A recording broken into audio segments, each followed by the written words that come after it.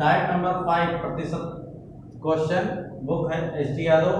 50 number से question start करते हैं। पिछली वाली क्लास आप लोगों को समझ में आई होगी, पूरी देख लीजिएगा। 50 नंबर क्वेश्चन से स्टार्ट कर रहे हैं। देखिए भाई, कह रहे श्रीमान कपूर अपनी कुल आय का 20% मकान के किराए पर खर्च करते हैं, शेष 70% जो है घरेलू चीजों पर खर्च करते हैं। तदनुसार उनकी बचत जो है कितनी हो रही भाई? बचत कितनी कर रहे हैं? वो 1800 रुपये कर रहे हैं। ठीक है, चलिए भाई, खर्च की बात करें तो पहले कर रहे हैं 20%, उसके बाद कर रहे हैं 70%। 20% की फ्रैक्शन वैल्यू बताइए। 20% की फ्रैक्शन वैल्यू आप जानते हैं कि 20 में 100 यानी 7/10। इसकी आप फ्रैक्शन वैल्यू आपको निकालना बता चुके हैं। नहीं आता है तो अगली वीडियो में देख ले। चलिए,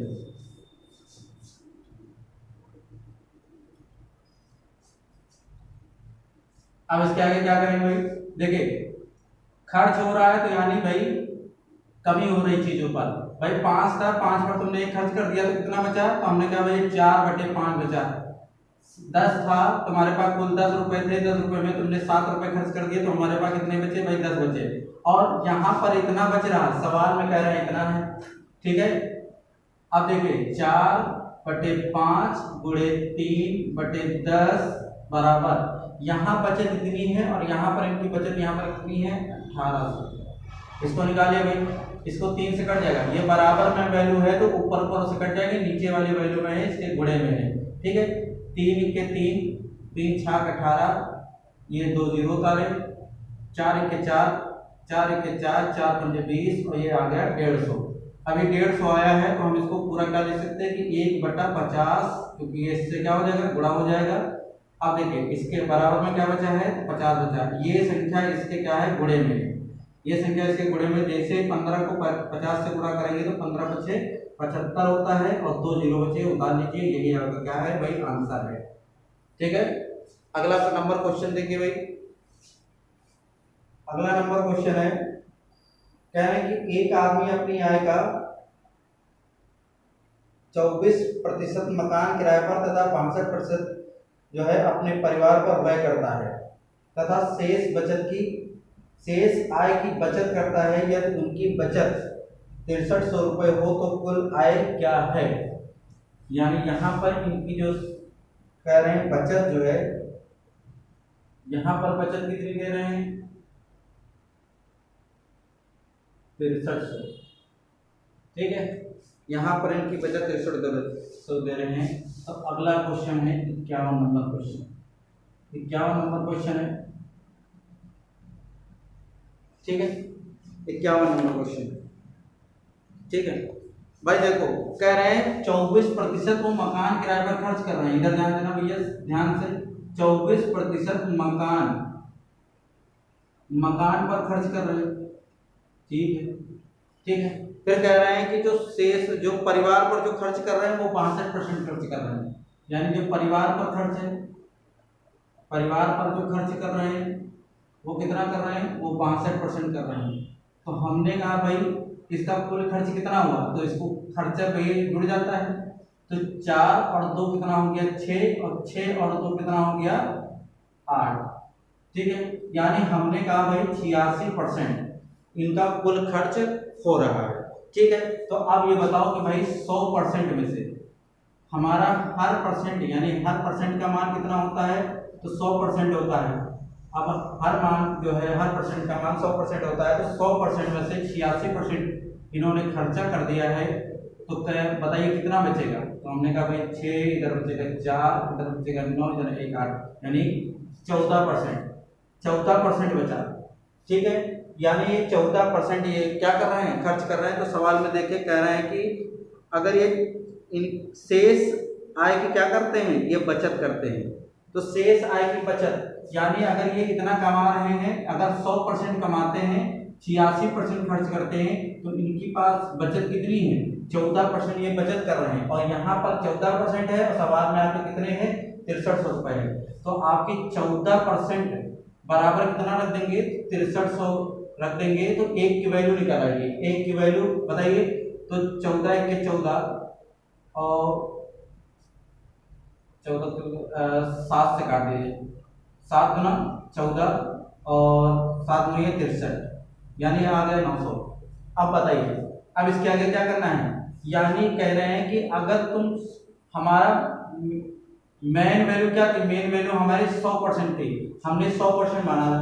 अब तुम 2 को 100 बनाओगे तो किससे गुणा करेंगे, 2 को जैसे ही तुम 100 बनाओगे तो हमने कहा भाई 50 से गुणा करेंगे। क्यों, क्योंकि 50 से गुणा क्यों कर रहे हैं, क्योंकि हमने कुल खर्चा जो माना, मतलब कुल हमारे पास जो रुपए था वो कितना था, 100% था।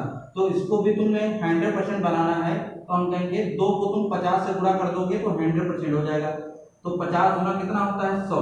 लेकिन एक बात और याद रखना, अगर हम इधर से 50 से गुणा कर रहे हैं तो इधर से भी 50 से हमें गुणा करना पड़ेगा। तो बताइए इधर कितना करेंगे, तो 5 और 45, यानी कितना हो जाएगा, 45। अब बताइए 100% की वैल्यू कितनी आ गई है, 4500 आ गई है भाई। कितनी, कितना आएगा भाई, 4500।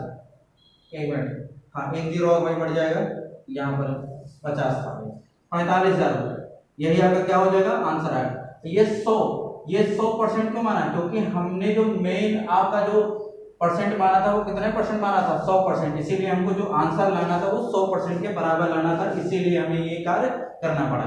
ठीक है, अगला क्वेश्चन क्या है भाई, अगला क्वेश्चन क्या है, अगला क्वेश्चन है 52 नंबर क्वेश्चन। 52 नंबर क्वेश्चन आपका है, कह रहे हैं राम का व्यय और बचत 3:2 के अनुपात में है।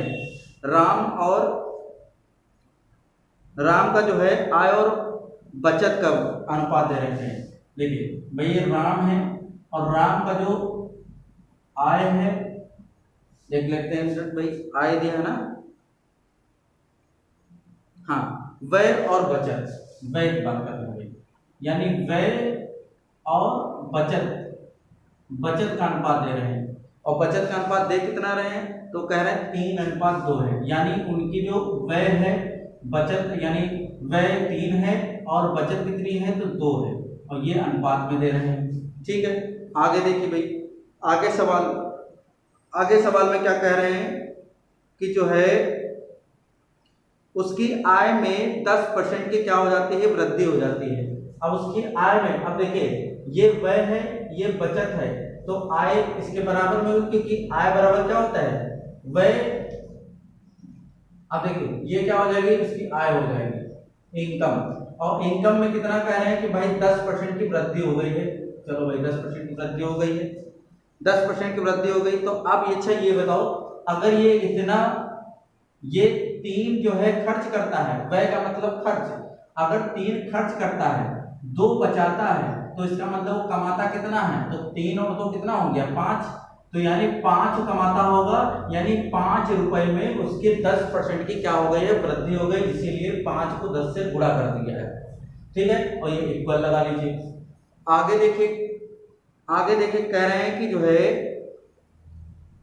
सवाल, ये और जो है 10% की वृद्धि कर दी गई है, और उसके व्यय में 12% की क्या कर दी गई है, बढ़ोतरी कर दी गई, यानी 12% बढ़ गई, यानी व्यय में उसकी कितने वृद्धि हो गई है, 12% की वृद्धि हो गई है। तो बचत में कितनी परसेंट वृद्धि हुई है, बचत में, उसकी बचत में कितनी वृद्धि हुई है, यही पता करना है, यानी आपको यहाँ कितनी वृद्धि हुई है ये चीज पता करना है। तो अब देख लीजिए भाई, अब व्यय को लिखेंगे, इसके नीचे व्यय की वैल्यू कितनी है, 36 रेशियो, इधर कितना आएगा ये पता नहीं, यही चीज तुमको पता करना है, ये चीज पता करना है। और 15 यानी इधर हो जाएगा 50, ये हो जाएगा 50। ठीक है, अब देखिए सवाल में क्या कह रहे हैं, हाँ उसकी वृद्धि में, उसकी बचत में कितने % की वृद्धि होगी। ठीक है, कुल वृद्धि इसको बताना है भाई। अब देखो तो यहाँ कितना हो जाएगा, अगर ये देखो, ये इधर से कितना हुआ 36 है, और ये 36 यहाँ पे 2 से करेंगे तो यहाँ 7 से गुणा कर देंगे, यहाँ पर कितना आ जाएगा, 7 आएगा। क्यों, क्योंकि अब तुम्हें ये 50 आने चाहिए, यानी इसका योग कितना आना चाहिए, 50 होना चाहिए। तो यानी अगर हम कहें कि 14 यहाँ पर 14 आएगा, ठीक है। तो हमने कहा 14 अगर जोड़ दें, यानी 36 में अगर हम 14 जोड़ें, 36 में अगर हम 14 जोड़ते हैं तो भैया हमारा कितना आ जाता है, 50 आता है।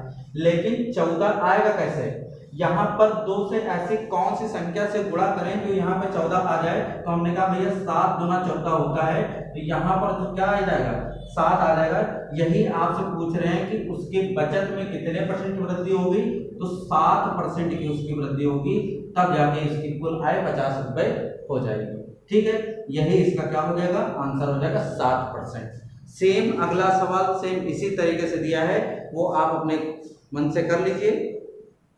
ठीक है, इसी तरह 54 है, 55 है, 56 है, ऐसे बिल्कुल सेम सवाल दिए हुए हैं। उम्मीद है कि आपको ये सवाल समझ में आ रहे होंगे। ठीक है, इसके बाद जो है चुनाव पर आधारित प्रश्न। ठीक है, ये अगले टाइप में, ये अगले वीडियो में अगला टाइप पढ़ाया जाएगा। ठीक है।